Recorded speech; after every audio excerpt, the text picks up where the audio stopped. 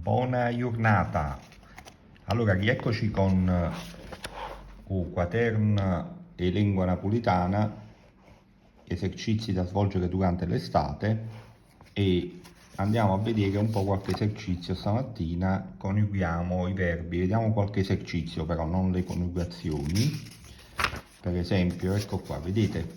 Forma le frasi. Allora, sulla prima colonna c'è vedete, il soggetto, sulla seconda il predicato, sulla terza il complemento. Allora, sono messe alla rinfusa, quindi vanno formate secondo logica.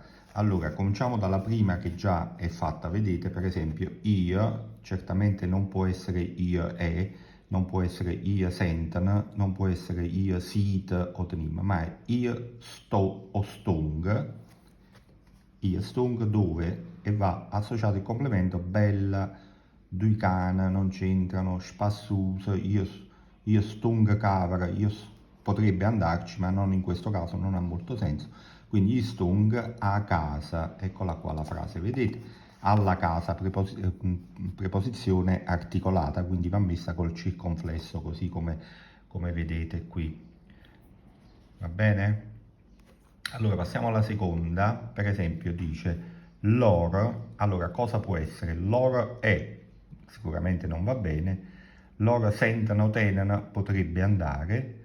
Loro sit non ha senso. Loro tenim neanche ha senso, quindi è loro sentono o tenono che cosa? Bella, tenono di cane potrebbe essere logica, ma vediamo più avanti. A casa già l'abbiamo fatta. Loro tenono, sentono spassusa non ha senso. Cavara, ecco qua. Loro tenono cavara. Loro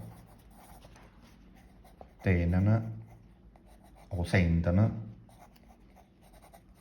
cavara.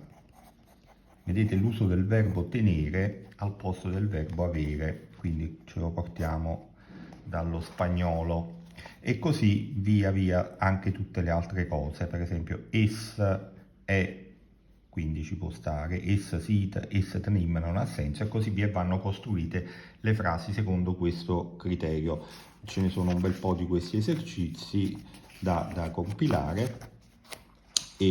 Ma non solo, per esempio ci sono anche, ecco qua, vedete, qui abbiamo la scheda i frutti, dizionario, quindi scrivere in napoletano le parole in lingua napoletana. A mela, la mela, sappiamo che è a mela, quindi si discosta poco dall'italiano.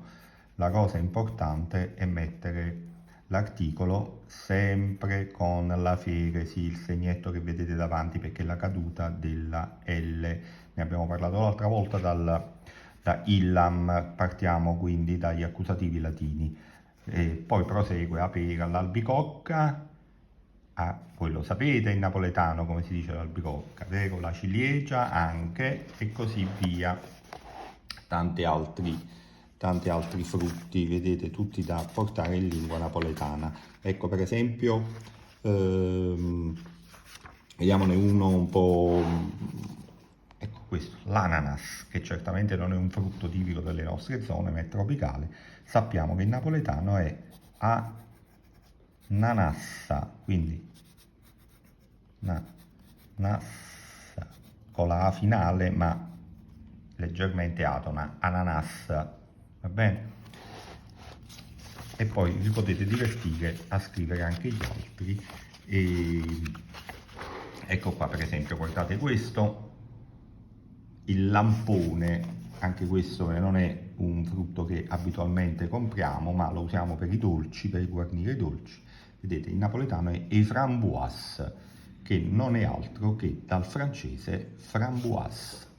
Tante belle cose le trovate nel quaderno quaderna pastagione, esercizi da svolgere durante le vacanze estive. Lo trovate anche su Amazon, se no chiedete a me. Grazie assai, Waiu, ciao!